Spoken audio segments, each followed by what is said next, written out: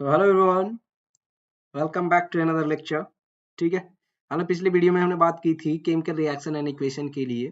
उसमें हमने complete chemical reaction and equation को कंप्लीट किया था वन शॉट में।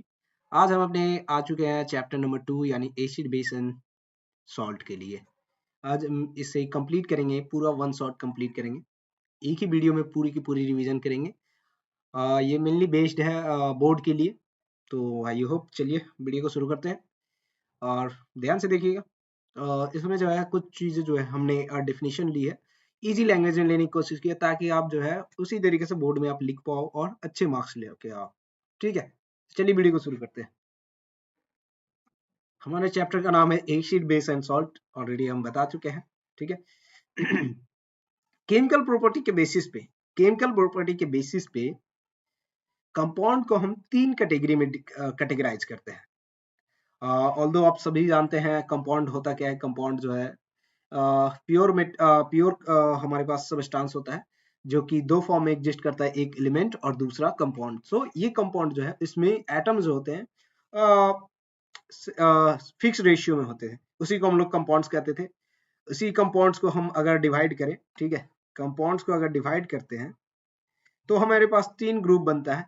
ठीक है, केमिकल बेसिस पे अगर डिवाइड करते हैं किसी भी कंपाउंड्स को तो हमारे पास तीन कंपाउंड बनते हैं, एक एसिड होता है, दूसरा बेस होता है और तीसरा सॉल्ट का कैटेगरी बनता है। ये कैसे डिसाइड करेंगे कि कोई एसिड है या कोई बेस है या सॉल्ट है? तो उसके लिए हमें एक अलग तरीके का सब्सटेंस के बारे में पढ़ना होगा, एक अलग तरीके का इक्विपमेंट के बारे में पढ़ना होगा। आप इक्विपमेंट भी कह सकते हैं, सब्सटेंस कह सकते हैं, कुछ भी आपका मन करे, लेकिन केमिस्ट्री के लैंग्वेज में इसे इंडिकेटर कहते हैं। ये वो इंडिकेटर नहीं, गाड़ी वाले नहीं, ना ही फोर व्हीलर ना ही टू व्हीलर। ये इंडिकेटर है किसी भी केमिस्ट्री में किसी भी सब्सटेंस के बारे में, या एसिड है या बेस है या सॉल्ट है, इस चीज को बताने के लिए जो हमारे पास मटेरियल यूज होता है, जो सब्सटेंस यूज होता है, जो इक्विपमेंट यूज होता है। ठीक है, मैं थोड़ा ज्यादा बोल रहा हूँ क्योंकि ये थोड़ा सा टर्म है। इन चीजों को जो है, जो भी चीजें हैं, इन चीजों को हम इंडिकेटर कहते हैं। To identify a compound can be acid base और salt, we need a tools which we called acid base indicator और just indicator। ये बहुत ही इंपॉर्टेंट है एवरीवन। ठीक है, अब इंडिकेटर का डेफिनेशन भी देख लो। An indicator is a substance which identify a object is either acid base और salt by changing their colour और स्मेल। हमारे पास जो इंडिकेटर होते हैं वो दो तरीके से कलर शो कर पाते हैं, या तो वो अपने वो दो तरीके से आइडेंटिफाई करते हैं किसी भी सब्सटेंस के बारे में, एसिड बेस और सॉल्ट के बारे में। या तो वो कलर अपना चेंज करेंगे या तो फिर स्मेल चेंज करेंगे। ये दो तरीके से हमारे पास इंडिकेटर होते हैं। जो इंडिकेटर जो हमारे स्मेल के सॉरी जो इंडिकेटर स्मेल की वजह से शो कर पाए कि ये एसिड है, बेस है, सॉल्ट है, उसे हम लोग ऑलिफैक्टरी इंडिकेटर कहते हैं। उसके बेस्ट एग्जांपल आपको देखने को मिलेंगे ओनियन और वैनिला से। ठीक है, ये दोनों जो है ऑलिफैक्टरी इंडिकेटर है।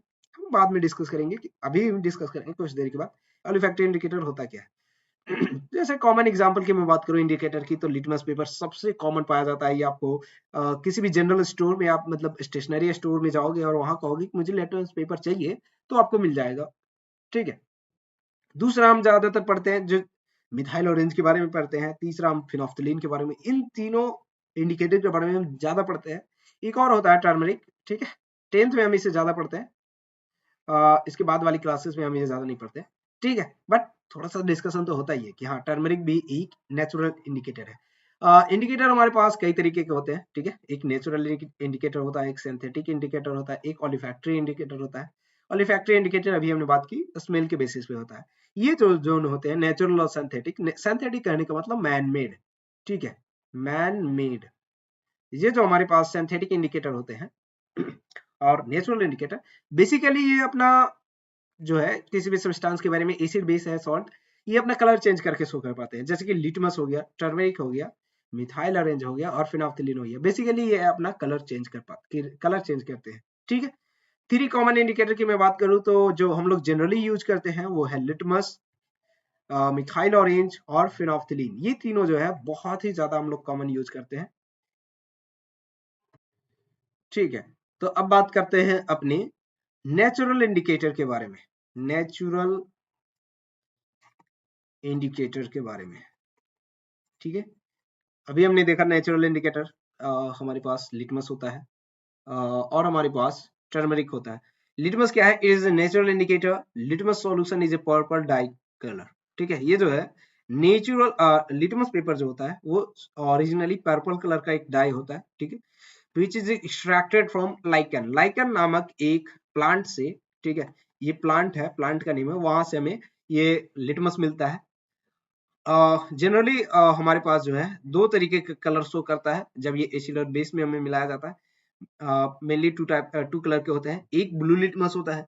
जब इसे ब्लू कलर वाले लिटमस को हम एसिड वाले किसी सॉल्यूशन से मिक्स करते हैं या फिर किसी एसिड को अगर ऐड करते हैं इस ब्लू लिटमस में, तो ये ब्लू कलर जो है सडनली जो है, मतलब सडनली कहो या थोड़ा टाइम के बाद, ये जो है रेड कलर में कन्वर्ट हो जाएगा, रेड कलर में चेंज हो जाएगा। बट जब इस ब्लू कलर लिटमस को हम किसी बेस सॉल्यूशन में ऐड करेंगे या बेस सॉल्यूशन में डालेंगे, तो वहां पे कोई कलर चेंजेस शो नहीं कर पाएगा। क्यों नहीं कर पाएगा? क्योंकि ये जो है एसिड जो है ब्लू टू रेड शो करता है, लेकिन बेस जो होता है वो रेड टू ब्लू करता है। तो अगर ये ऑलरेडी ब्लू है और ये इसे बेस में डाला गया है, ऑलरेडी ब्लू है और इसे बेस में डाला गया है, तो वहां पे कोई कलर चेंजेस नहीं करेगा, शो नहीं करेगा। और मतलब no colour in no changes in colour, कहने का मतलब वो ब्लू ही रह जाएगा अगर ब्लू लिटमस को बेस में डाला जाए तो। ठीक है, इसी तरीके से हमारे पास रेड लिटमस है। इस वाले रेड लिटमस को यदि एसिड में डालेंगे तो अगेन हमारे पास, हम जानते हैं एसिड क्या करता है, ब्लू को रेड में कन्वर्ट करता है। तो ये अगर ऑलरेडी रेड में है तो इसमें कोई कलर चेंजेस नहीं करेगा और ये रेड रह जाएगा। लेकिन यदि हम बेस में ऐड करें किसी भी रेड लिटमस को, तो हम जानते हैं क्या करेगा, वो रेड टू ब्लू में कन्वर्ट कर देगा, ब्लू कलर में कन्वर्ट कर देगा। Litmus paper change their colour in the presence of moisture और वाटर। ये बहुत ही इंपॉर्टेंट पॉइंट है एवरीवन।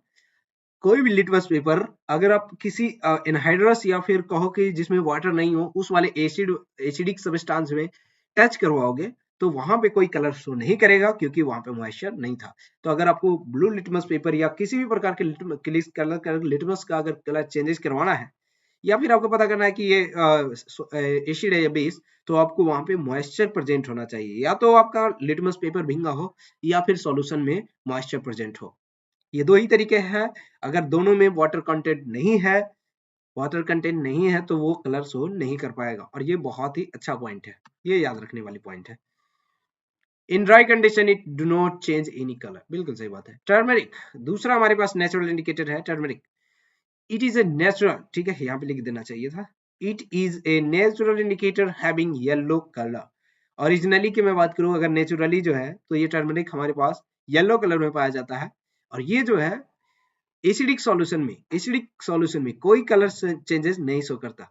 ठीक है, बट जब इसे हम बेसिक सॉल्यूशन में ऐड करते हैं तो ये येलो से रेड में कन्वर्ट हो जाता है।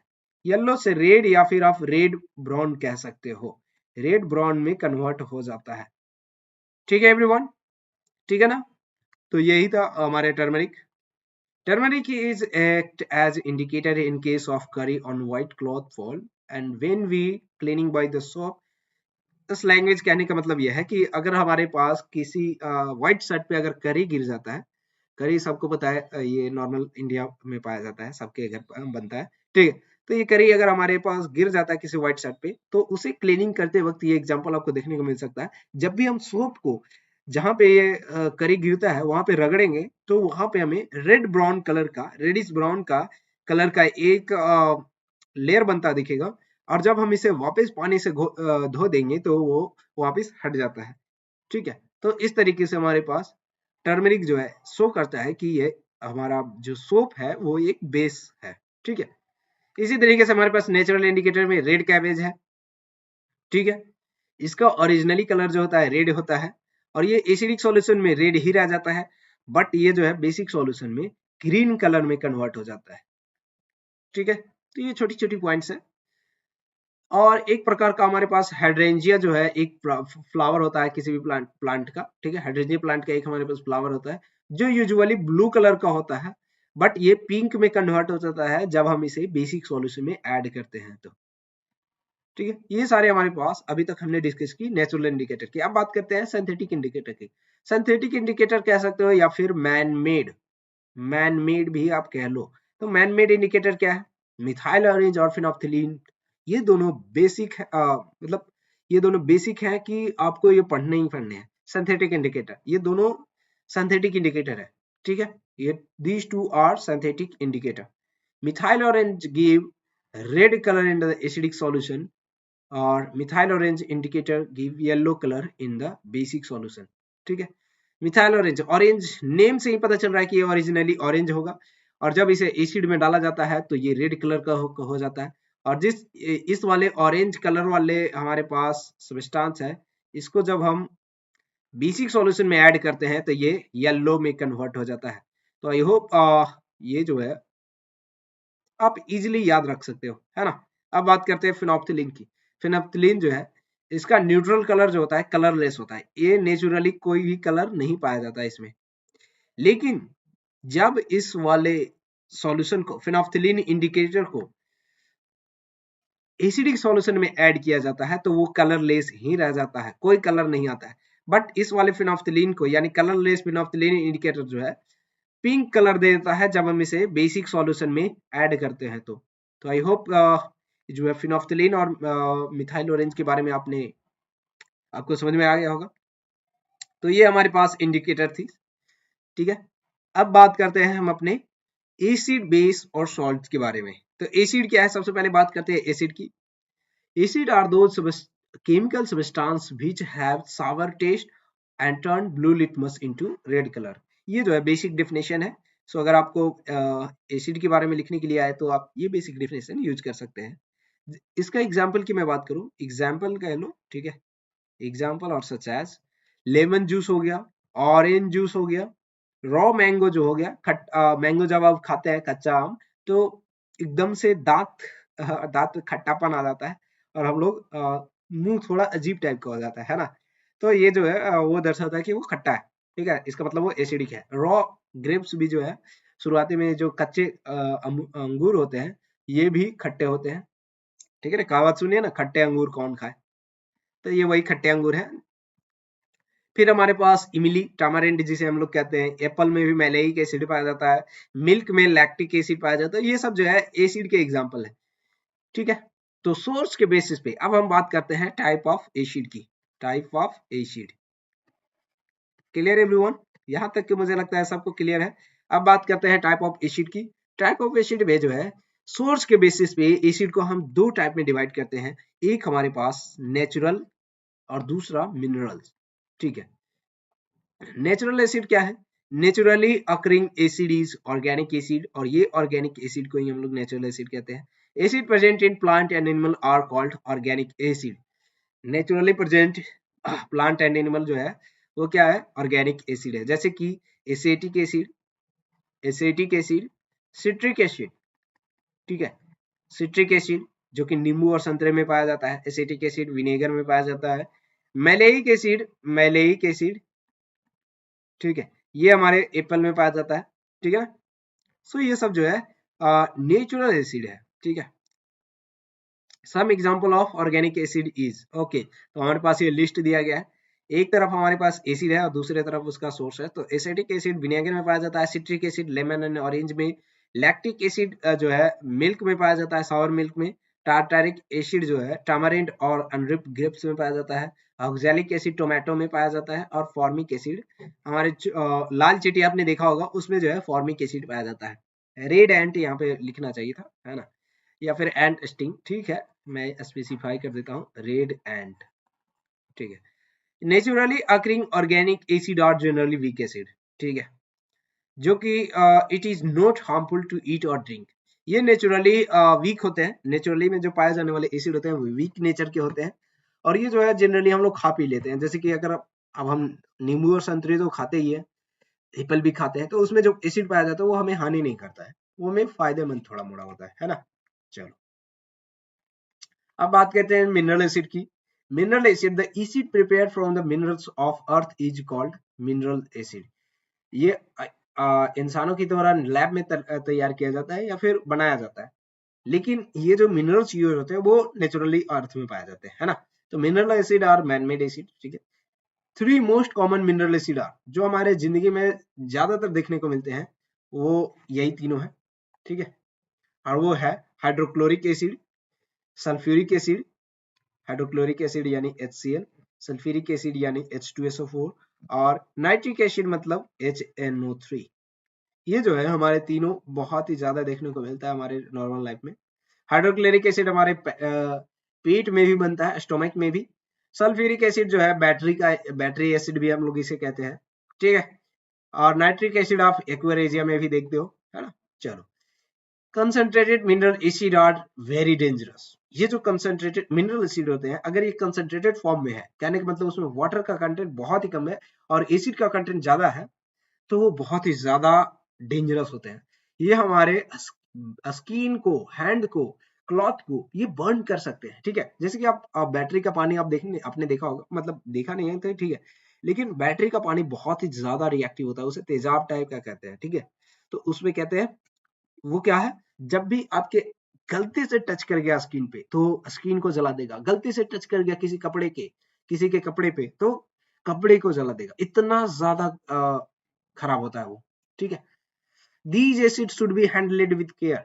इसीलिए जब आप लैब में जाओगे, लैब में आप जाते हैं, तो ये हमारे एसिड बिल्कुल नहीं, हमें बताया जाता है कि ये H2SO4 है, लेकिन वो बहुत ही कम बहुत ही ज्यादा डाइल्यूटेड होता है। डाइल्यूटेड कहने का मतलब उसमें एसिड की मात्रा कम और वाटर की मात्रा ज्यादा है।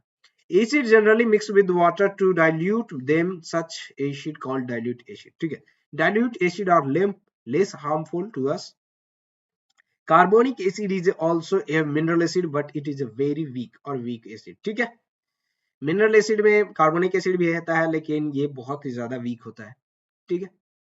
चलिए अब बात करते हैं अपनी एसिड के बारे में स्ट्रेंथ के बेसिस पे। स्ट्रेंथ के बेसिस पे हमारे पास टू टाइप के होते हैं, एक होता है स्ट्रॉन्ग एसिड, दूसरा होता है वीक एसिड, ठीक है। वीक एसिड कौन होगा और स्ट्रॉन्ग एसिड कौन होगा, तो ये डिसाइड होता है कि कितने कंप्लीटली वो वाटर में जो है डिजोल्व हो जाता है, कितना टूट जाता है, ठीक है। एसिड हम सभी जानते हैं वाटर में डिजोल्व करने पे ये ब्रेक हो जाते हैं। स्ट्रॉन्ग एसिड वैसे एसिड को कहेंगे जो कंप्लीटली आयोनाइज हो जाते हैं या कंप्लीटली आयन के फॉर्म में कन्वर्ट हो जाते हैं वाटर में, जब इसे डिजोल्व किया जाता है तो उसे हम लोग स्ट्रॉन्ग एसिड कहते हैं। जैसे कि HCl हो गया, H2SO4 हो गया, HNO3 हो गया, ये सब क्या है, स्ट्रॉन्ग एसिड है। ये कंप्लीटली आयोनाइज्ड होते हैं। अगर कहे स्टेटमेंट में कि हमारे पास एक एसिड है वो कंप्लीटली आयोनाइज्ड हो रहा है, तो हम इसका मतलब सीधा सीधी यही निकालेंगे कि वो स्ट्रॉन्ग एसिड है। वीक एसिड क्या है, वैसा एसिड जो वाटर में पार्शियली आयोनाइज्ड हो उसे हम लोग वीक एसिड कहते हैं। जैसे कि हमारे पास एसिटिक एसिड हो गया, अभी हमने बात की कार्बोनिक एसिड की, ठीक है। तो ये कार्बोनिक एसिड भी जो है वीक एसिड होता है। जब इसे वाटर में घोला जाता है तो ये बहुत ही कम और लेस प्रिसाइजली हमारे पास आयोनाइज्ड होता है, तो ये हमें वीक एसिड कहते हैं, ठीक है।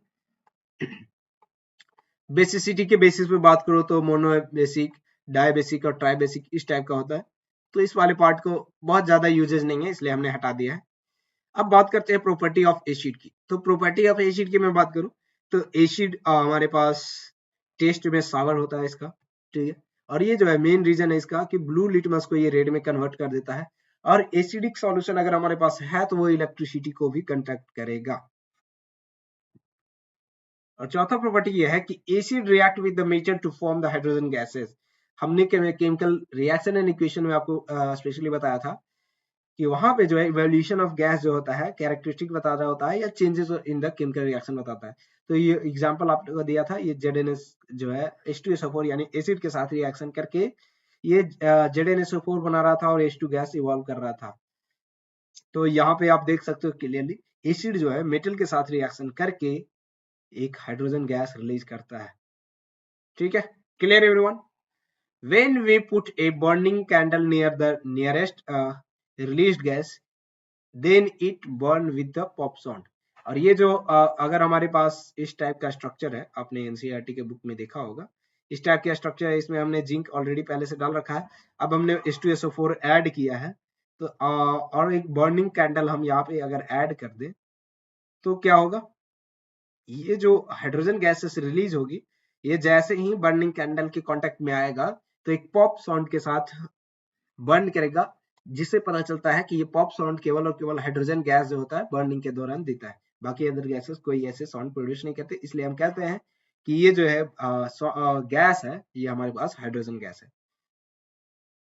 ठीक है, अच्छा ये जो है हमारे पास हाइड्रोजन गैस रिलीज होता है, इसकी वजह से जो है एसिड जो है मेटल के साथ रिएक्शन करता है, इसकी वजह से जो है हमें दही को, विनेगर को, लेमन जूस को किसी मेटल सरफेस पे नहीं मेटल के वाले बर्तन में नहीं रखना चाहिए, जैसे कि लोहे के बर्तन में नहीं रखना चाहिए, कॉपर के बर्तन में नहीं रखना चाहिए। ये जो कॉपर के बर्तन होते हैं, ठीक है, आपने देखा होगा, उनमें जो है जंग लग जाता है, तो हम जो है नींबू या फिर विनेगर के द्वारा उसे साफ कर देते हैं, तो वो पूरी तरीके से क्लीन हो जाता है। असल में होता यह है कि वो रिएक्शन करके न्यूट्रलाइज हो जाता है। कॉपर के ऊपर जो बने ऑक्साइड होते हैं वो बेसिक इन नेचर होते हैं, और जब हम नींबू उस पे ऐड करते हैं तो वो रिएक्शन करके न्यूट्रलाइज हो जाते हैं। ठीक है, आगे देखेंगे, ये न्यूट्रलाइजेशन रिएक्शन भी देखेंगे, वेट करना है। Acid react with metal carbonate to form the carbon dioxide. ठीक है, जैसे कि मेटल कार्बोनेट अगर एसिड के साथ रिएक्शन कर रहा है तो वो सॉल्ट भी बनाएगा, वाटर बनाएगा और CO2 गैस रिलीज करेगा। सिमिलरली ये मेटल कार्बोनेट के साथ भी सेम शो करता है। मेटल बाइकार्बोनेट जो है एसिड के साथ रिएक्शन करके सॉल्ट बनाएगा, CO2 बनाएगा और वाटर भी बनाएगा।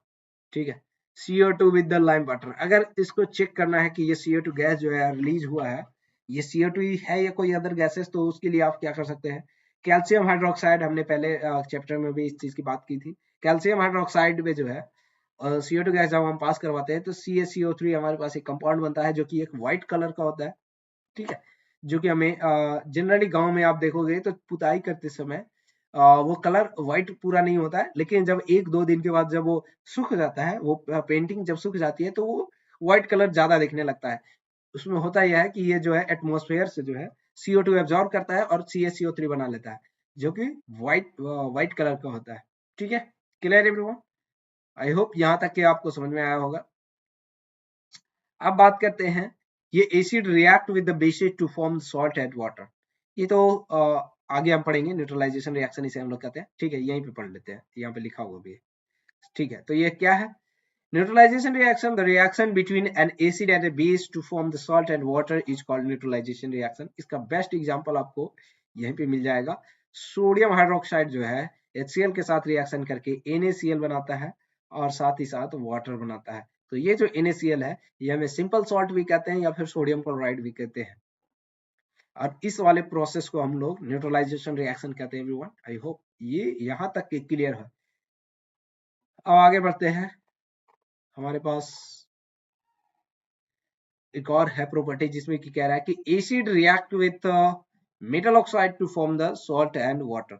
मेटल ऑक्साइड के साथ भी एसिड अगर रिएक्ट करेगा तो वो सॉल्ट और वाटर ही बनाएगा, क्योंकि मेटल ऑक्साइड जो होते हैं वो क्या होते हैं, वो एसिडिक बेसिक इन नेचर होते हैं। क्लियर? चलिए, फिर हम बात करें अगर मेटल हाइड्रोक्साइड की, तो मेटल हाइड्रोक्साइड भी वही काम होगा, वो भी जो है बेसिक इन नेचर होता है, तो एसिड के साथ रिएक्शन करके सॉल्ट और वाटर बनाएगा।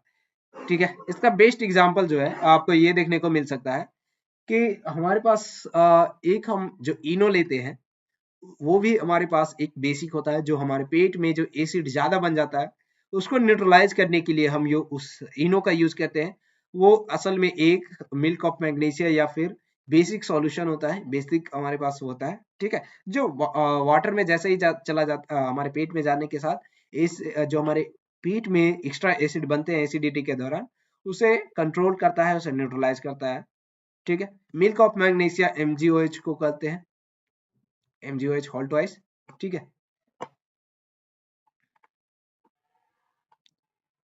It is also a metal hydroxide which is basic in nature. बिल्कुल सही बात है, वो एक मेटल हाइड्रोक्साइड होता है। एसिड और कोरोसिव इन नेचर, जैसे कि हमने इनिशियली में बताया था कि ये जो है अटैक करते हैं, स्किन को जलाते हैं, मटेरियल में क्लॉथ, वुड, ये सब चीजें को जो है बर्बाद करते हैं। जैसे कि आप आजकल न्यूज में आप देखते हैं कि उसमें कहा जाता है कि जो हमारा ताजमहल है, यानी कि क्या बोलते हैं उसे, ताजमहल ही तो बोलते हैं। ठीक है, तो ये जो ताजमहल है वो इनिशियली बहुत ही अलग दिखता था, आजकल उसकी कलर जो है चलती जा रही है। तो उसके पीछे का रीजन ये है कि आजकल एसिडिक रेन हो रही है, जिसकी वजह से जो हमारे रेन में एसिडिक का मात्रा ज्यादा है, क्योंकि पॉल्यूशन में हमारे पास SO2 और इनहेरिट गैस ज्यादा रिलीज हो रहे हैं, तो वो जो है वाटर के साथ रिएक्शन करके एसिडिक बनाते हैं, और वो एसिड जैसे ही ताजमहल के मार्बल पे गिरता है, तो मार्बल जो कि बेसिक इन नेचर होता है वो रिएक्शन करता है और कोरोज हो जाता है, जिसकी वजह से वो डे बाय डे अपना कलर मतलब खत्म होते जा रहा है उसकी कलर। क्लियर? तो ये सारे हमारे पास प्रॉपर्टी थे एसिड के। ठीक है। सबसे ज्यादा कोरोसिव की मैं बात करूं तो ये मिनरल एसिड है, जो कि H2SO4 है, HNO3 है और हाइड्रोक्लोरिक एसिड है। ठीक है, मुझे लगता है यहाँ तक के सब क्लियर है एवरीवन।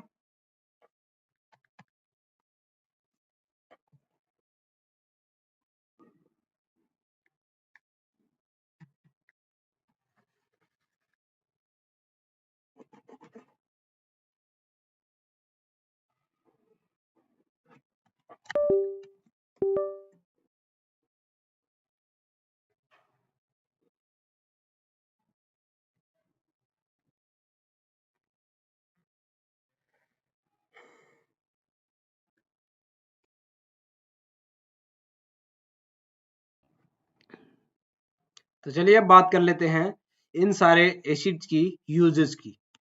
तो एसिड जो है, सल्फ्यूरिक एसिड जो है, मोस्ट कॉमनली हम लोग यूज करते हैं, मतलब यूज करते हैं मैन्युफैक्चरिंग ऑफ फर्टिलाइजर में, पेंट्स में, डाई में, प्लास्टिक में, सिंथेटिक फाइबर में, डिटर्जेंट में, कार बैटरीज में, इन सारी चीजों में जो है सल्फ्यूरिक एसिड का यूज किया जाता है। नाइट्रिक एसिड का यूज किया जाता है फर्टिलाइजर बनाने में। ठीक है। और TNT एक आप हमारे पास जो है सभी जानते हो, अगर गेम खेलते हो तो वहां पे लिखा हुआ मिलता है, तो उसका मतलब एक एक्सप्लोसिव होता है। ठीक है। फिर कलर बनाने में, प्लास्टिक बनाने में नाइट्रिक एसिड का यूज किया जाता है। Hydrochloric acid is used for removal of oxide from the steel object. अगर किसी भी स्टील ऑब्जेक्ट है तो वहां से हाइड्रोक्लोरिक एसिड को यूज किया जाता है रिमूव कराने में। ठीक है, ऑक्साइड लेयर को हटाने में। और बहुत सारे डाई बनाने में, टेक्सटाइल इंडस्ट्री में इन सारी चीजों का यूज किया जाता है। अब बात करते हैं हम अपने नेक्स्ट पॉइंट यानी कि नेक्स्ट टॉपिक की, जो कि है बेस। बेस क्या है everyone? Base are the substance which having bitter in taste. ठीक है, जिसका टेस्ट जो होता है बिटर होता है, एंड स्लिपरी और soapy to touch, and also change the red litmus into the blue litmus. ठीक है, या फिर आप कह सकते हो red colour of the litmus is changes red into the blue colour. ठीक है, ये हमारे पास बेस का डेफिनेशन था। अब बात करते हैं बेस के। Base are chemically opposite to the chemistry, sorry acid. Base are chemically opposite to acid. Acid से जस्ट अपोजिट होता है बेस। ठीक है, केमिकली की मैं बात करूं तो base is a substance which neutralises the acid. ठीक है, जो कि हम लोग ऑलरेडी देख चुके हैं। All metal oxide and metal hydroxide are base. ठीक है everyone, all metal oxide and metal hydroxide are base. ठीक है ना, क्लियर? जैसे कि मैं बात करूं NaOH, KOH, CaOH whole twice, MgOH whole twice, Na2CO3, CaCO3, ये सब क्या है? ये सब एक बेस है। Clear everyone? चलिए, those base which is dissolved in the water without any chemical reaction is called alkali।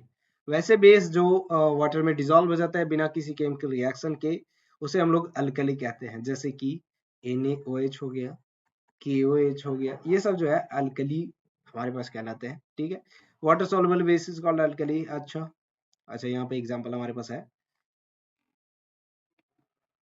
Okay, water soluble alkali जो होते हैं, यानी कि वाटर सॉल्युबल बेस जो होते हैं, वो ज्यादा यूजफुल होते हैं एज कंपेयर टू अनसॉल्युबल, इनसॉल्युबल। ठीक है, ठीक है ना?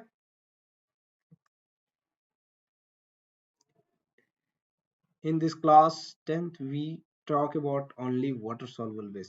अच्छा, ये जो है नोट करने वाले पॉइंट है कि हम लोग क्लास 10th में जो है, नोट करने वाली नहीं, मतलब जस्ट ऐसे इंफॉर्मेटिव के लिए है कि हम लोग जो है वाटर सॉल्युबल बेस केवल पढ़ते हैं क्लास 10th में। ठीक है, और अगर मैं इंडिकेटर पे इसकी इफेक्ट की बात करूं तो बेस जो है रेड लिटमस को जो है चेंज करता है ब्लू लिटमस में।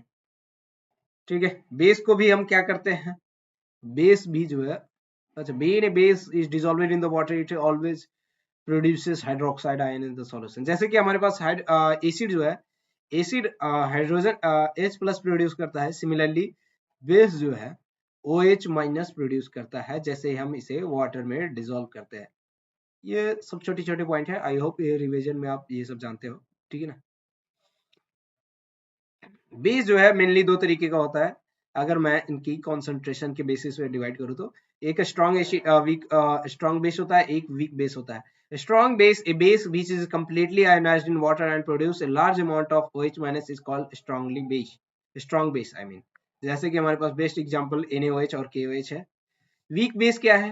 A base which is partially ionized in water and produce very less amount of OH minus ion is called weak base, जिसे ठीक है।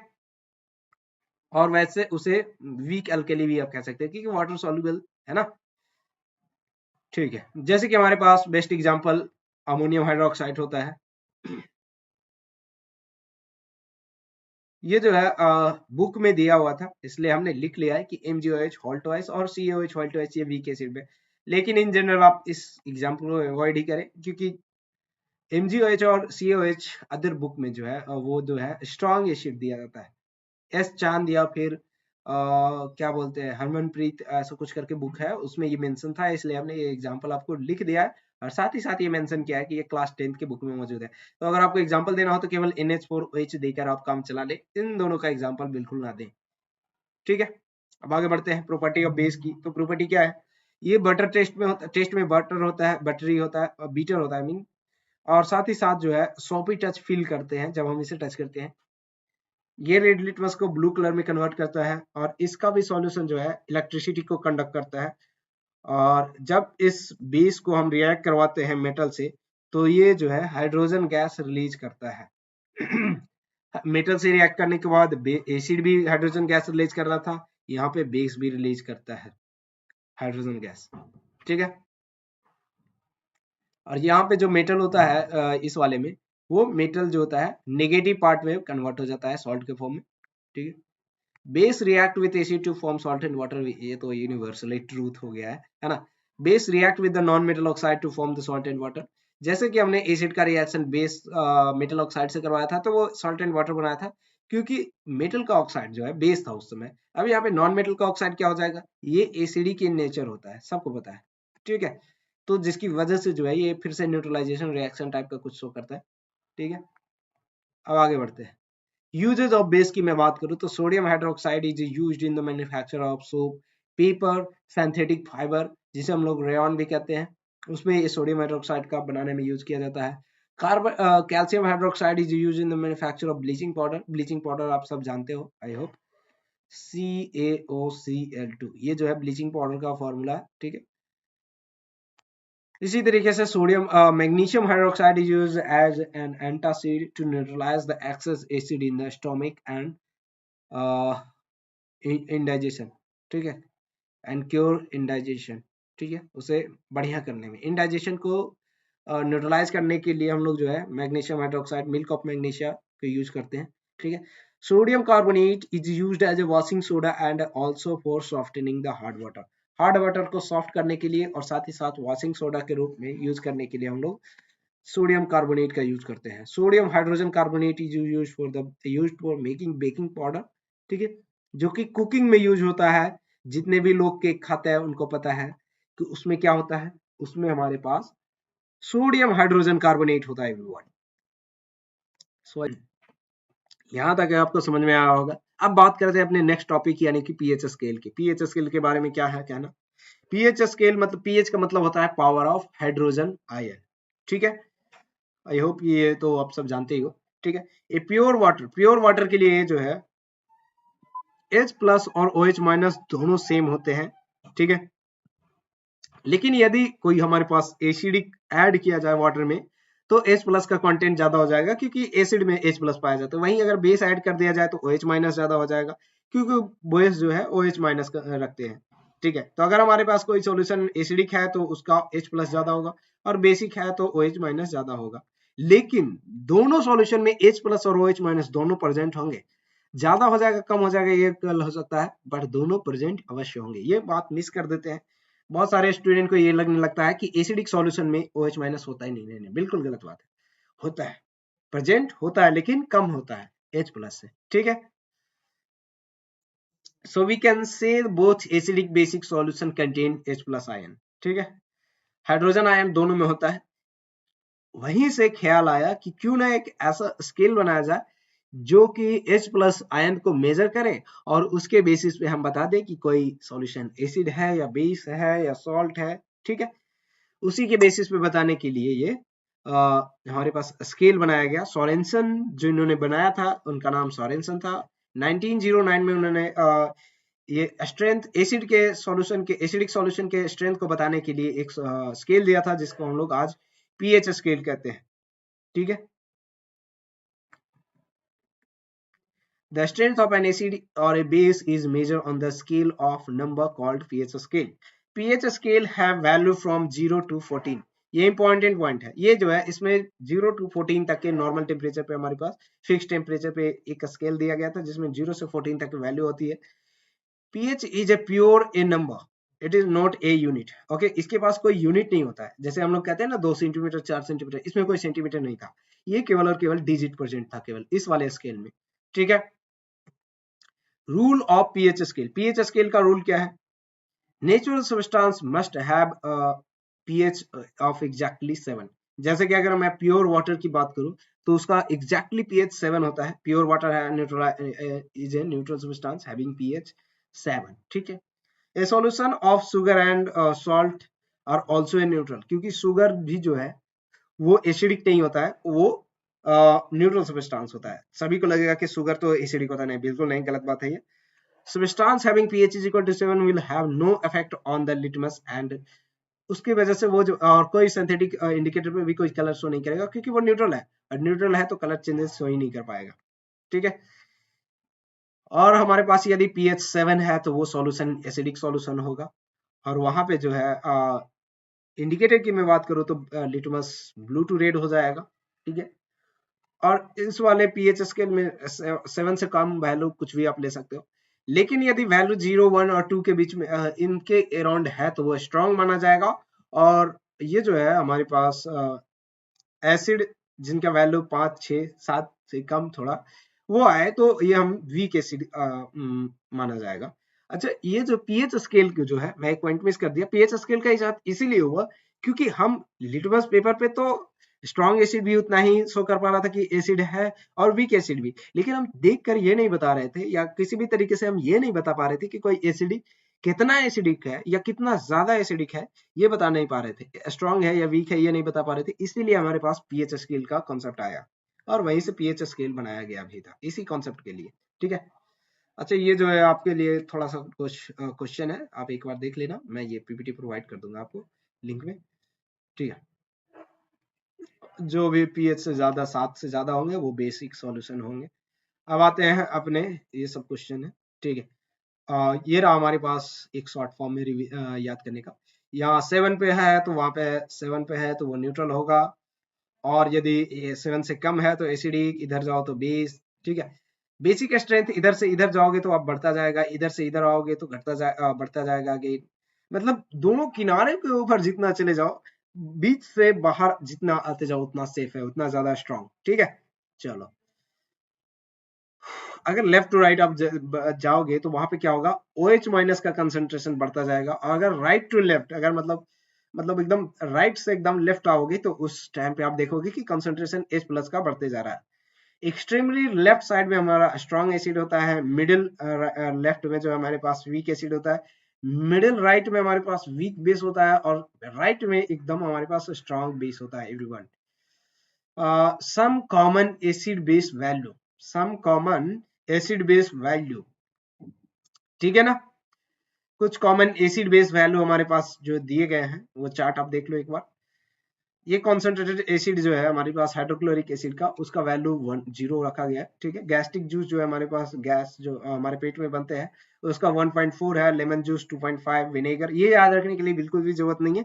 लेकिन हाँ, कभी कभी कॉम्पिटेटिव एग्जाम में ब्लड का पूछ लिया जाता है कि ब्लड का पीएच वैल्यू कितना होता है, तो 7.4 देना है आपको आंसर। मिल्क का भी कभी कभी पूछ लिया जाता है, तो मिल्क जो होता है एसिडिक होता है, तो वो ऑब्वियसली 7 से कम होगा, 7 से कम होगा तो कितना होगा, 6.5 होगा, ठीक है। कभी कभी बेकिंग सोडा का भी पूछ लिया जाता है, तो बेकिंग सोडा का 8.5 होता है एवरीवन। सो आई होप ये चार्ट आप एक बार आप देख लेना, ठीक है। चलो, अब आगे बढ़ते हैं। अब बात करते हैं यूनिवर्सल इंडिकेटर की। यूनिवर्सल इंडिकेटर क्या है? ये एक तरीके का नंबर और कलर दोनों होते हैं इसमें। A common indicator tell us the sulphuric acid and acetic acid are acid, but it could not tell us that sulfuric acid is a stronger acid or compared to acetic acid।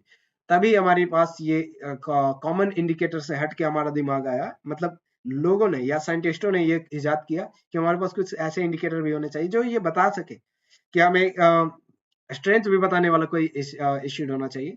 तभी से हमारे पास universal indicator आया था। Measuring the strength of acidic, ठीक है, यहाँ पे एक बार लैंग्वेज आप देख लेना, ठीक है। यूनिवर्सल इंडिकेटर क्या है?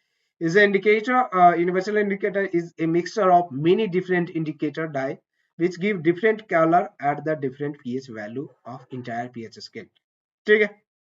universal indicator show different color at the different concentration of H plus ions। ये वर्किंग कैसे होता है? जैसे हमने किसी भी एसिड का किसी भी एसिड को हमने सॉल्यूशन लिया और उसे जो है इंडिकेटर पे चेक किया, तो वहां पे जो है जितना पीएच का वैल्यू आएगा उसी अनुसार वो गहरा या फिर लाइट कलर शो करेगा, और जब जितना ज्यादा गहरा कलर शो करेगा वो उतना ज्यादा स्ट्रांग माना जाएगा। अगर मेरे पास इमेज है तो मैं थोड़ा दिखाता हूँ, मेरे पास है क्या, ये रहा हमारे पास इमेज है, ये देखो। अगर हमारे पास किसी भी सब्सटेंस का पीएच वैल्यू 5 आता है और वो ब्लू कलर टाइप का, इस टाइप का कलर शो करता है, तो हम कहेंगे कि दिस मच स्ट्रॉन्गर ये है। अगर रेड कलर का आता है पीएच का सॉल्यूशन का, तो वो हाईली स्ट्रॉन्ग एसिड होगा, ठीक है। Clear everyone? ये रहा हमारे पास universal indicator.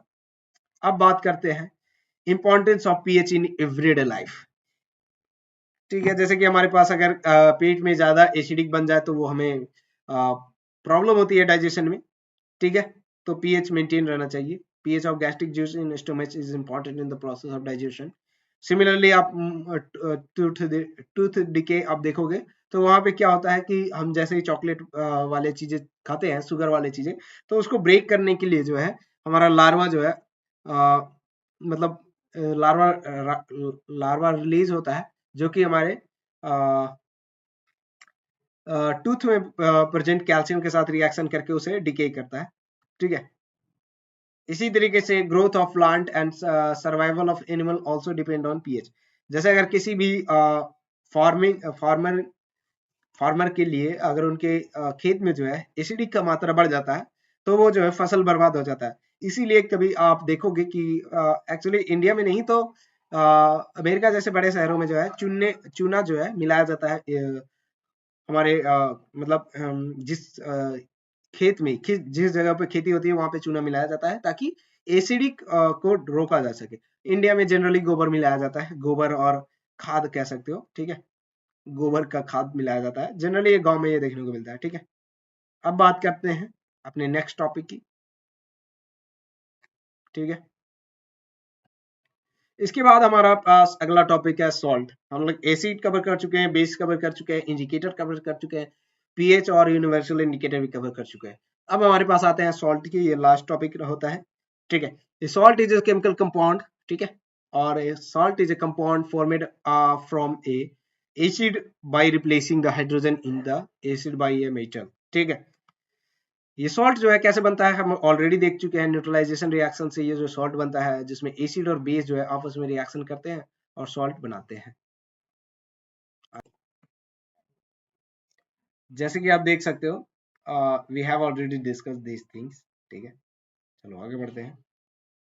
Salt having to parents, हाँ भाई बिल्कुल सही बात है। सॉल्ट के पास दो पेरेंट होता है, एक बेस होता है एक एसिड होता है, यही दोनों से तो हमारे पास सॉल्ट आता है, ठीक है।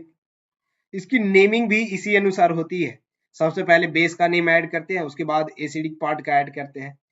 cation part come first, ठीक है, come from base and anion part come from the acid, ठीक है। तो हम दोनों पार्ट का नेमिंग करते हैं लेकिन बेस वाला पार्ट को पहले हम ऐड करते हैं, ठीक है। इसी तरीके से सॉल्ट जो है फैमिली में कन्वर्ट हो जाता है। Salt formed from the hydrochloric acid is called chloride, salt formed from the sulphuric acid is called sulphate, अगर बेस सेम है तो। फिर नाइट्रिक एसिड है तो नाइट्रेट, कार्बोनिक एसिड है तो कार्बोनेट, और एसिटिक एसिड है तो एसीटेट कहेंगे। Acetate family of the salt, जैसे कि आप यहाँ पे क्लियरली आप देख सकते हो, है ना। प्रॉपर्टी ऑफ सॉल्ट की मैं बात करूं तो ये ज्यादातर जो है सॉलिड होते हैं। इनकी melting point and boiling point high high होता है, क्योंकि ये जो है आयनिक कंपाउंड होते हैं। इनके अंदर जो बॉन्डिंग होती है वो आयनिक बॉन्डिंग होती है। Salt is generally soluble in water, बिल्कुल सही बात है। Salt solution of the salt is conductor of the electricity, ये इलेक्ट्रिसिटी को कंडक्ट करता है, ठीक है ना। सो हम ये कह भी सकते हैं कि सॉल्ट का जो हमारे पास आयन होता है वो इलेक्ट्रोलाइट होता है। सॉल्ट आर आयनिक कंपाउंड, बिल्कुल सही बात है।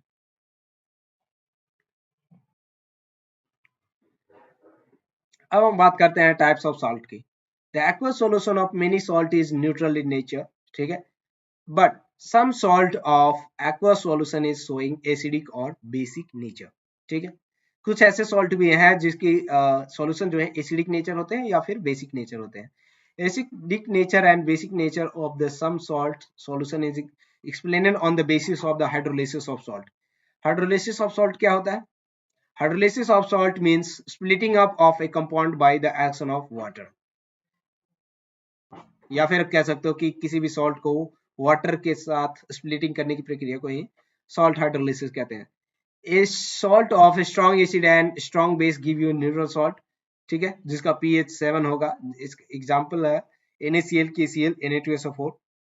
और ये जो है स्ट्रॉन्ग इलेक्ट्रोलाइट होता है, कंप्लीटली आयनाइज्ड हो जाएगा वाटर में, ठीक है। और ये जो है कोई भी कलर शो नहीं करेगा लिटमस पे या फिर किसी भी इंडिकेटर पे।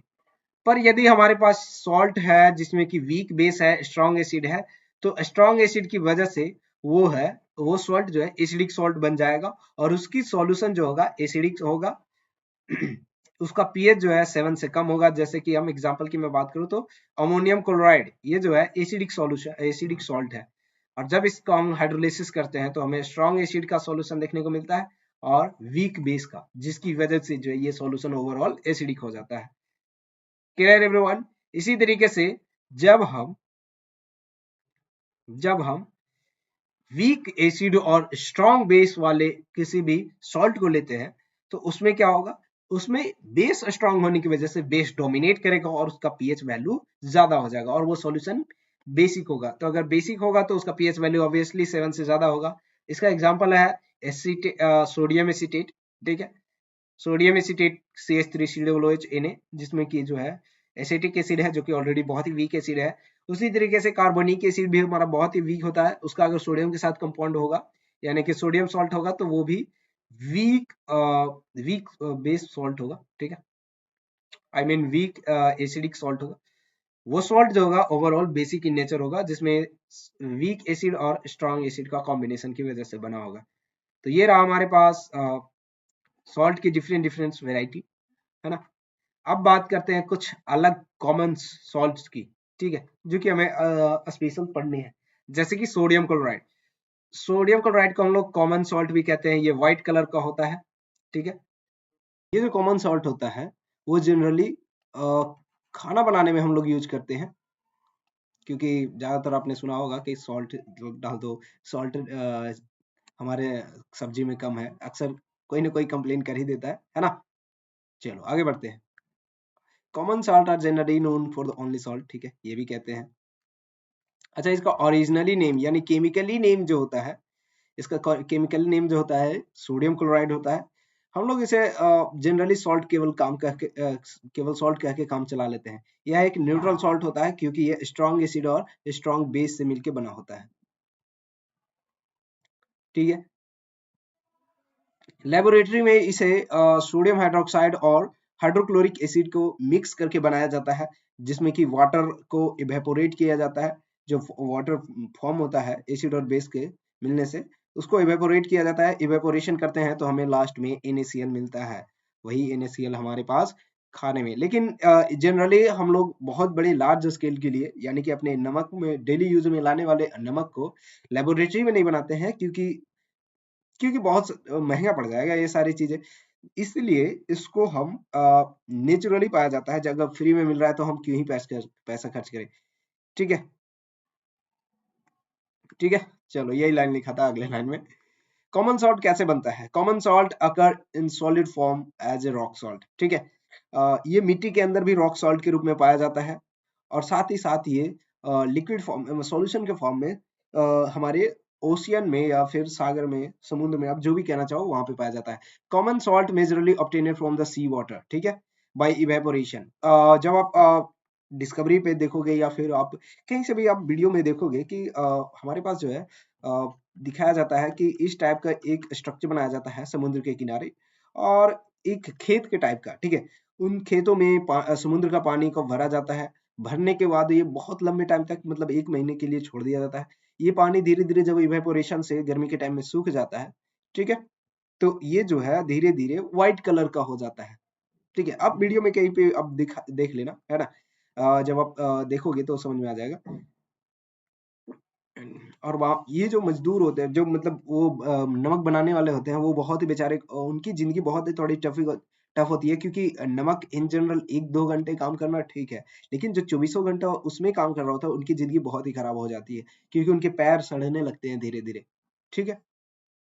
पर क्या करें, ज़िंदगी है तो काम करना पड़ता है, ठीक है? This is done near the sea water is trapped in the large amount, ठीक है? Then sunlight heat evaporate the sea water. ये सब बातें हमने लिखी है, तो आपको ऐसे ही बना के आपको लिखना पड़ेगा। अच्छा, ये जो हमें पास जो हमें व्हाइट कलर का जो सॉल्ट मिलता है, ये ओरिजिनली प्योर नहीं होता है, मतलब जितने भी मिला वो प्योर नहीं है। इसको फिर हम लोग प्यूरिफिकेशन करते हैं, जो कि एक लार्ज अमाउंट में अगर हमें सॉल्ट प्रोड्यूस करना है तो उसे इंडस्ट्री में लाया जाता है, उसको प्यूरिफाई किया जाता है, फिर उसमें आयोडाइज्ड किया जाता है, ठीक है? आपने प्रचार में सुना होगा। अब क्या आपके नमक में आयोडीन की कमी है? हाँ, तो वो आयोडीन मिक्स किया जाता है। फिर कह रहा है large crystal of the common salt found in the underground deposit which is called rock salt, ठीक है। पाकिस्तान, आपने सुना होगा, पाकिस्तान में जो है मोस्टली रॉक सॉल्ट पाया जाता है, ठीक है, ज्यादा अमाउंट में, क्योंकि सिंध नदी ये सब जो है एक बहुत बड़ा सागर पहले हुआ करता था। बहुत हिस्ट्री बड़ा पुराना है, लेकिन कहीं नहीं, आप ढूंढोगे तो बहुत कुछ मिल जाएगा, है ना? और वैसे भी आप जानते हैं ये सारी चीजें जो है, जो फॉसिल फ्यूल के रूप में जो थे, जो बहुत पहले थे, पेड़ पौधे से बन गए। इसी तरीके रॉक सॉल्ट भी जो है सूखने से बन गया था, ठीक है। चलो आगे बढ़ते हैं, बहुत ज्यादा इसकी कहानी की जरूरत नहीं है। Rock salt is usually brown due to the presence of impurities in it, ठीक है। अच्छा, ये जो क्वेश्चन कभी कभी पूछ लिया जाता है 1 नंबर में कि रॉक सॉल्ट में जो है इम्प्योरिटी ब्राउन कलर का क्यों होता है वो, तो उसका सिंपल सा रीजन कारण है कि उसमें एक इम्प्योरिटीज पाया जाता है, कुछ इम्प्योरिटीज पाए जाते हैं, उन्हीं इम्प्योरिटीज की वजह से वो ब्राउन कलर का होता है, ठीक है। Rock is obtained from the underground deposit just like a coal, ठीक है, जैसे कि बताया। These rocks are formed when the ancient sea dried up by the evaporation thousands of year ago। सही कहा ना, अभी बताया था हमने।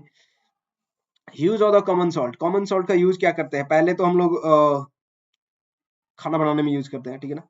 अच्छा, common salt is use for raw material for making a large number of the useful chemical in the industry such as sodium hydroxide बनाने में, कास्टिक सोडा जिसे हम लोग कहते हैं, उसे बनाने में रॉ मटेरियल के रूप में हमें NaCl यूज करते हैं। सोडियम कार्बोनेट यानी कि वॉशिंग सोडा भी अगर हमें बनाना है तो वहां पे भी NaCl का हम यूज करते हैं रॉ मटेरियल के तौर पे। सोडियम हाइड्रोजन कार्बोनेट यानी कि बेकिंग सोडा, सोडियम बाइकार्बोनेट भी जिसे कहते हैं, उसे बनाने में भी हम रॉ मटेरियल के रूप में यूज करते हैं।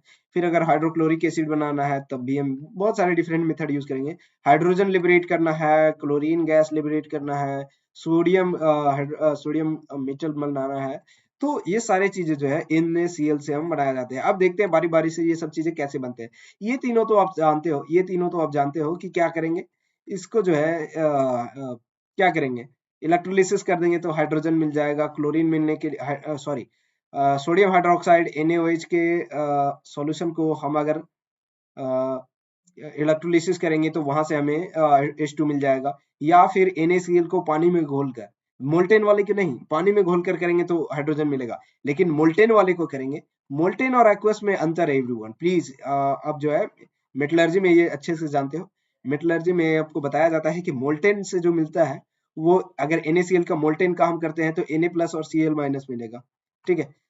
सॉरी, सोडियम और क्लोरीन गैसेस मिलेगा, लेकिन Na जब हम इसमें वाटर मिलाते हैं तो वहां पे H2O बन जाता है, H2O का अंश आ जाता है, जिसकी वजह से वाटर के जगह, क्लोरीन के जगह एनोड पे जो है हाइड्रोजन गैस रिलीज हो जाता है। तो ये कॉमन मिस्टेक सब कोई करते हैं क्लास 10th में, ठीक है। ये हमने देखा कि सोप बनाने में लिए हम लोग कॉमन सॉल्ट का यूज करते हैं, जैसे कि वॉशिंग सोडा करते हैं, वैसे ही कॉमन सॉल्ट का यूज करते हैं हम लोग सोप बनाने के लिए। कुकिंग फूड में हमने बात कर ही लिया है, ठीक है। अच्छा, ये जो है आइस को भी मेल्ट करने में काम आता है। देखा आपने कभी देखा होगा कि जो है आइस अगर नहीं मेल्ट हो रहा है तो उसके ऊपर नमक डाल दिया जाए, ठीक है, तो वहां पे क्या होगा कि आइस जो है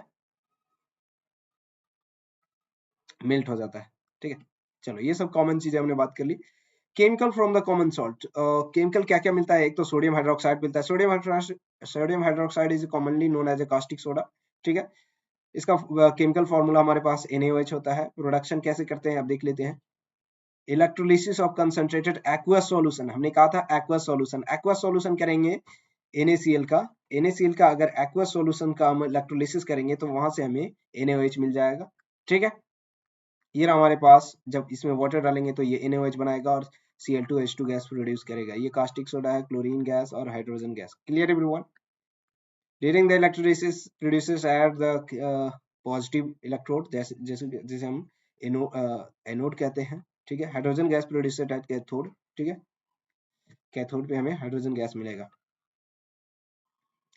अच्छा, ये जो हमारा सोडियम हाइड्रोक्साइड है ये कहाँ पे बनेगा? ये कैथोड के बगल में बनता है। क्लियर? तो ये सारे प्रोसेस जो है आप डिटेल में पढ़े हो, मैं तो जस्ट समराइज कर रहा हूँ, है ना। अगर आपको डिटेल में चाहिए तो फिर बता देना कमेंट में, एक बार फिर से बहुत अच्छे से इसका वीडियो बनाएंगे, ठीक है। यूजेस ऑफ सोडियम हाइड्रोक्साइड का क्या है? तो सोडियम हाइड्रोक्साइड बहुत सारी चीजों में यूज किया जाता है। सोप बनाने में, डिटर्जेंट बनाने में, फिर आर्टिफिशियल टेक्सटाइल अगर बनाना हो, टेक्सटाइल यानी कि कपड़ा बनाना हो तो वहां पे भी सोडियम हाइड्रोक्साइड टेक्सटाइल इंडस्ट्री में हमारे यूज किया जाता है। पेपर बनाने में यूज किया जाता है, ठीक है। बहुत सारे बॉक्साइट, बॉक्साइट ओर को प्योरीफाई करने के लिए ये भी एक बहुत इंपॉर्टेंट है, ठीक है। बॉक्साइट ओर को जो है हम लोग प्योरीफाई सोडियम हाइड्रोक्साइड से करते हैं, जिसमें एल्यूमिनियम को एक्सट्रैक्ट किया जाता है, ठीक है। बस यही था। अब बात करते हैं अपने क्लोरीन का यूजेस कहाँ पे होगा। हमें NaCl से क्या क्या मिला? NaCl से हमें 3 प्रोडक्ट मिले, NaOH, फिर क्लोरीन और फिर हाइड्रोजन। क्लोरीन का क्या होगा? ये ब्लीचिंग के लिए सबसे ज्यादा यूज होता है। एक तो वाटर को ड्रिंकेबल बनाने के लिए हम लोग यूज करते हैं, ठीक है। स्विमिंग पूल में जो है अगर गंदा पानी है तो उसको साफ करने के लिए उसमें ब्लीच मिलाया जाता है, उसमें क्लोरीनेशन हम लोग जिसे कहते हैं, उसमें ये जो है ज्यादा मात्रा में डाला जाता है। क्लोरीन होता है जो कि पानी को साफ करता है, बैक्टीरिया से मार देता है, ठीक है। Chlorine use in the production of bleaching powder, bleaching powder के प्रोडक्शन में हम लोग लार्ज अमाउंट में Cl2 का यूज करते हैं, क्योंकि फॉर्मूला होता है CaOCl2, ठीक है। क्लियर? फिर हम लोग हाइड्रोक्लोरिक एसिड भी बनाएंगे। हाइड्रोक्लोरिक क्यों? क्योंकि इसमें भी क्लोरीन है जी, जिसमें क्लोरीन का होगा उसका प्रोडक्शन हम लोग क्लोरीन की जरूरत पड़ेगी। फिर प्लास्टिक बनाने में, PVCl पाइप बनाने में, PVC पाइप आपने सुना होगा प्रचार में धोनी के, ठीक है। धोनी पता नहीं कौन, मतलब कोई ना कोई तो खिलाड़ी प्रचार करे किया ही होगा, है ना, किए होंगे, ठीक है, सॉरी। क्लोरोफ्लोरोकार्बन, इससे बनाने में भी हम लोग क्लोरीन का यूज करते हैं। कार्बन टेट्राक्लोराइड, ये सब चीजें जो है डाई बनाने में भी हम लोग क्लोरीन का यूज करते हैं। और सबसे जरूरी बात, ड्राई क्लेंसिंग सॉल्वेंट के रूप में यूज किया जाता है क्लोरीन को इसे बनाने में, ठीक है। आजकल ड्राई ड्राई क्लीनिंग का बहुत ही ट्रेंड चला हुआ है, ठीक है। अब बात करते हैं यूज ऑफ हाइड्रोजन के। हाइड्रोजन का हम लोग हाइड्रोजनेशन ऑफ ऑयल के रूप में करते हैं, जहाँ पे ठीक है, सॉलिड फैट जो है ऑब्टेन किया जाता है। Hydrogenation is use in the production of hydrochloric acid, अभी अभी हमने देखा क्लोरीन का भी यूज करते हैं हम लोग। अमोनिया बनाने में भी जो फर्टिलाइजर फर्दर हमें फर्टिलाइजर के रूप में बनता है उसमें भी हाइड्रोजन के यूज किया जाता है। मिथेनॉल बनाने में, मिथेनॉल यही है वुड स्प्राइट, ठीक है, जो भी आप कह लो, वो बनाने में के लिए भी हम हाइड्रोजन का यूज करते हैं। Liquid hydrogen used as a fuel in the rocket, बहुत ही इंपॉर्टेंट पॉइंट है। लिक्विड हाइड्रोजन एक नंबर में क्वेश्चन पूछ लिया जाता है, लिक्विड हाइड्रोजन कहाँ पे रॉकेट के फ्यूल के रूप में किस चीज का यूज किया जाता है, तो वहां लिक्विड हाइड्रोजन का आंसर करना है, ना कि हाइड्रोजन। हाइड्रोजन नहीं, लिक्विड हाइड्रोजन करना है आंसर। यूज अगर ऑप्शन में नहीं है तो फिर हाइड्रोजन की ओर जाओ, लेकिन अगर लिक्विड हाइड्रोजन है तो लिक्विड हाइड्रोजन ही करना पड़ेगा। अब बात करते हैं हाइड्रोक्लोरिक एसिड यूज का। HCl is use in the clean the iron steel, iron steel जैसे मेटल के क्लीन को करने के लिए हम लोग HCl का यूज करते हैं। Hydrochloric acid used in the preparation of chloride such as ammonium chloride, ठीक है। अगर किसी भी क्लोराइड सॉल्ट बनाना है तो हाइड्रोक्लोरिक एसिड का यूज कर सकते हैं, ठीक है।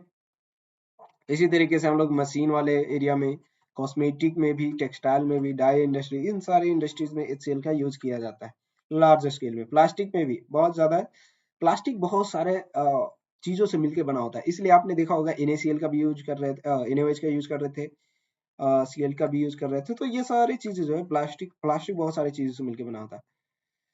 Two product of chlor-alkali process. Okay, sodium hydroxide and the chlorine combine together to produce another chemical called sodium hypochlorite. ये थोड़ा सा इंपॉर्टेंट पॉइंट है, बहुत ही कम लोग जो है इस पार्ट को पढ़ते हैं। ठीक है, क्लोर अल्कली के दो प्रोडक्ट जिसमें NaOH और Cl2, ये दोनों आपस में मिलकर सोडियम हाइपोक्लोराइड बनाते हैं। ठीक है, और ये प्रोडक्ट जो है बहुत ही कम लोग जानते हैं इस रिएक्शन के बारे में, है ना, 10th में जब होते हैं तो।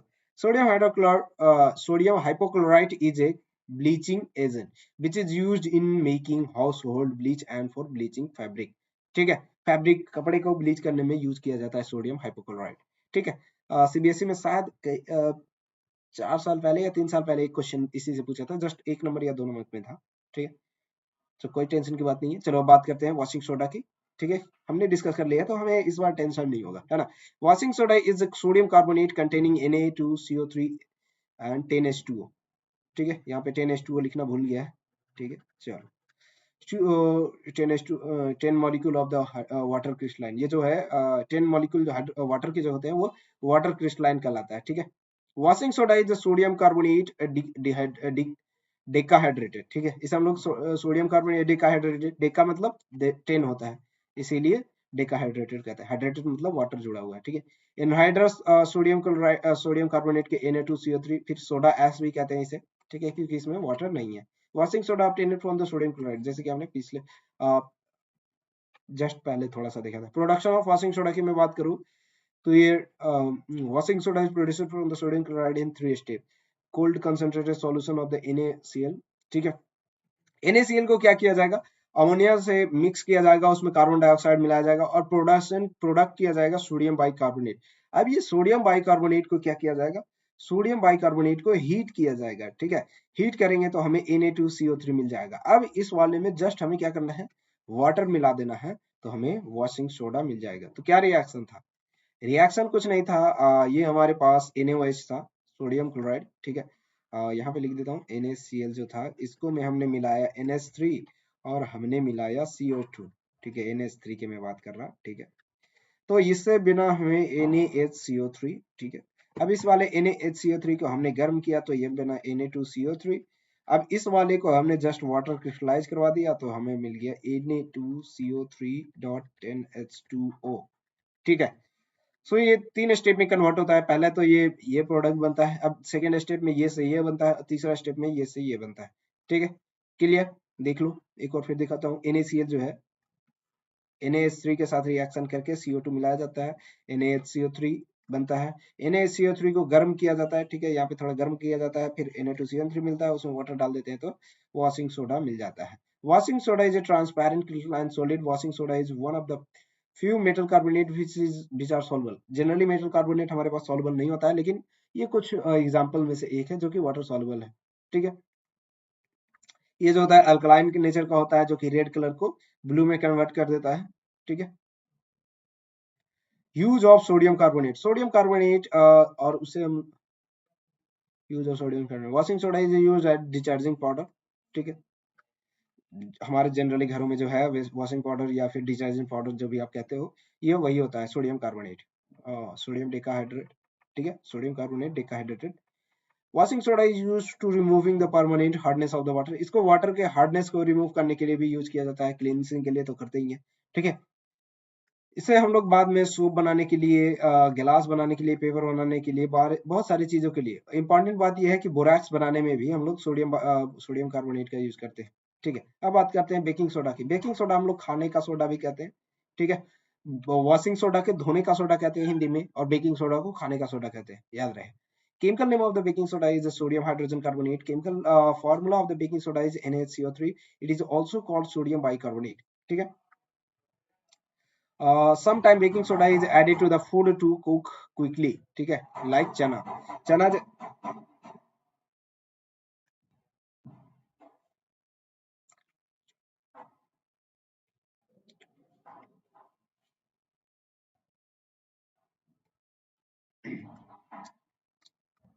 अब बात करते हैं production of sodium hydrogen carbonate की। Sodium hydrogen carbonate is formed by the large scale at the large scale by the reaction between concentrated solution of sodium chloride, ammonia, CO2, जैसे कि हमने Na2CO3 वाले में देखा था। तो क्या होता है, NaCl को हम NH3 के साथ मिक्स करते हैं CO2, तो ये बना देता है NaHCO3 along with NaHCO3। ठीक है, अरे एक बार फिर से लिख देता हूँ, NaHCO3 along with sodium chloride NH4Cl। ठीक है, ये जो हमारा NaHCO3 मिला है, ठीक है, वही तो चाहिए था। Sodium hydrogen carbonate consist of the white crystal which are sparingly soluble in the water। ठीक है, sodium hydrogen carbonate is a mild non-corrosive base and their solution is somewhat alkaline in nature। When sodium hydrogen carbonate is heated, then give sodium carbonate and produce CO2। जब इसे हम लोग गर्म करते हैं तो हमने बताया था अभी अभी कि Na2CO3 मिलता है, साथ ही साथ CO2 और H2O भी रिलीज होता है। This evolution of CO2 become a property for NaHCO3। ठीक है ना, यही जो CO2 रिलीज होता है, यही एक प्रॉपर्टी बन जाता है, जो कि खाना बनाते समय जो हमारे भटूरे जो बनते हैं उनमें जो बेकिंग सोडा मिलाया जाता है, तो वो इतना ज्यादा फूलता है, यही CO2 की वजह से वो बहुत ज्यादा यूज हो जाता है। ठीक है,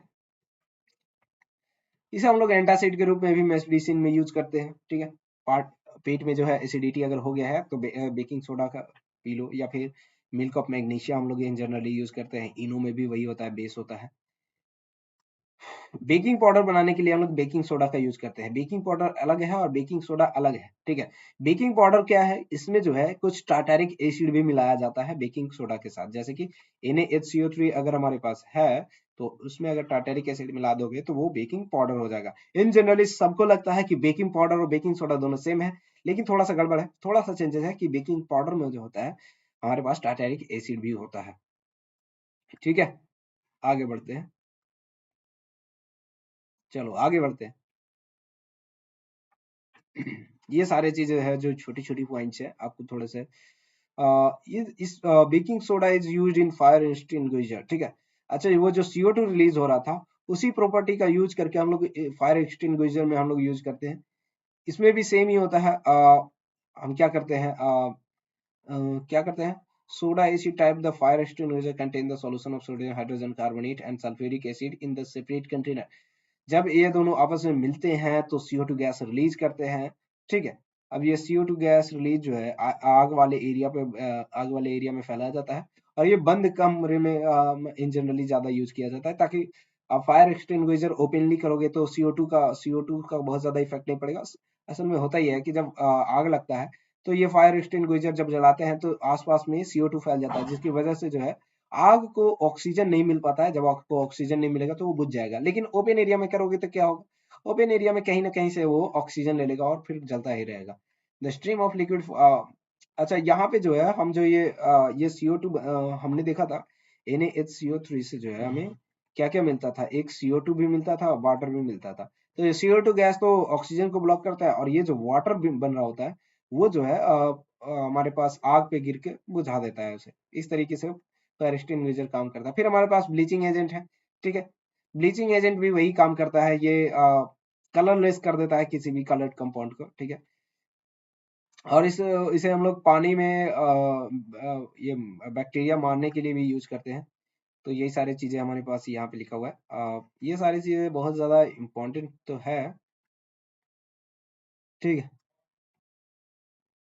चलो ये सारी चीजें एक बार आप पढ़ लोगे, है ना। हमने ऑलरेडी ब्लीचिंग पाउडर के बारे में भी बता दिया। एक इंपॉर्टेंट पॉइंट ये है plaster of Paris. Plaster of Paris अच्छा है। ठीक है, plaster of Paris is a sodium sorry calcium sulphate hemihydrated और कैल्शियम सल्फेट हाफ हाइड्रेट। ठीक है, ये इसका फॉर्मूला होता है, और इसको अच्छे फॉर्म में अगर लिखना है तो इस वाले फॉर्म में आ जाओ। ठीक है, 2CuSO4 डॉट H2O। कहीं कहीं आप जिप्सम को कभी कभी कोई प्लास्टर ऑफ पेरिस समझ लेते हैं। जिप्सम का फार्मूला होता है CuSO4.2H2O। ये जिप्सम है एवरीवन, ये जिप्सम है। ठीक है, वही 2CuSO4, ठीक है, .H2O ये क्या है, प्लास्टर ऑफ पेरिस। ठीक है, POP जिसे प्लास्टर ऑफ पेरिस भी कहते हैं। ठीक है, ये पहली बार पेरिस में बनाया गया था तो इसीलिए पेरिस का प्लास्टर ऑफ पेरिस कहा गया। The name of plaster of Paris come from the, अरे ठीक है अभी हमने बताया। ठीक है। Preparation of plaster of Paris, plaster of Paris कुछ नहीं, बस जिप्सम को 100 डिग्री सेल्सियस, ठीक है, यहाँ पे 100 डिग्री होना चाहिए, 300 करोगे तो जल जाएगा। 100 डिग्री सेल्सियस पे ये गर्म किया जाता है। जब गर्म किया जाता है तो 1.5 मॉलिक्यूल वाटर का जो है बाहर हो जाता है और ये प्लास्टर ऑफ पेरिस बन जाता है। और ये जो होता है उस समय बहुत ही मतलब चिपचिपा, क्या बोलते हैं कि किसी भी शेप में ले लेता है, लेकिन एक बार सूख गया, एक बार सूख गया तो बहुत ज्यादा हार्ड हो जाता है, बहुत ज्यादा कॉम्प्लेक्स हो जाता है, फिर उसे तोड़ना बहुत मुश्किल होता है। इसीलिए इसे हम लोग हड्डी, जो बोन होता है, ब्रेक कर जाता है उसको अच्छे से उसी शेप में रखने के लिए हम लोग प्लास्टर ऑफ पेरिस का यूज करते हैं, और ज्यादातर ये बोन फ्रैक्चर में काम आता है, ठीक है। अच्छा, ये 100 डिग्री सेल्सियस से जैसे ही ज्यादा होगा जल जाएगा वो, फिर वो कोई काम का नहीं होगा, उसे हम लोग डेड बर्न जिप्सम कहते हैं, ठीक है, क्लियर। और ये जो डेड बर्न जिप्सम है वो सेट नहीं होता है, फिर वो कोई काम का नहीं रहता है, ठीक है। आगे बढ़ते हैं। इसका आजकल बहुत ज्यादा यूज हम लोग स्टैचू में यूज कर रहे हैं, जो कि आप आजकल के वाटर पॉल्यूशन के लिए बहुत ज्यादा खराब है। ये चीजें कोई ध्यान नहीं देता। पहले के लोग जो है पहले मूर्तियों को, पहले जो है मूर्तियां बनाई जाती थी केवल मिट्टी से, और उसका यूज कर लिया जाता था, उसे पानी में डुबाया जाता था तो पानी पॉल्यूटेड नहीं होता था। आजकल बहुत ज्यादा चीजें जो है खराब हो गई है। आजकल ज्यादातर लोग जो है बहुत सारे केमिकल का यूज करते हैं मूर्ति बनाने के लिए और सुंदर दिखने के लिए।